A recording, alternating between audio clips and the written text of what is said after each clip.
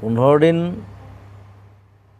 মোক ক'লে আপুনি 15 দিন ক'তো ওলাব নোৱাৰে, ক'লা চশমা পিন্ধি থাকিব লাগিব, কম্পিউটাৰ চাব নোৱাৰে, 1.5 বছৰ সাঁতুৰিব নোৱাৰিব। মই বোলো চব ভাল পোৱা বস্তুকেইটা বন্ধ কৰি দিছে দেখোন, তাতকৈ আপুনি নেদেখা হ'লে ভাল আছিলে। কৈছে ন, কিন্তু আপুনি 15 দিন পিছত ফিল কৰিব, 15 দিন নহয়, মোক কৈছে যে 4 দিন 5 দিন পিছত আপুনি ফিল কৰিব যে আপুনি কেনেকৈ দেখি আছে।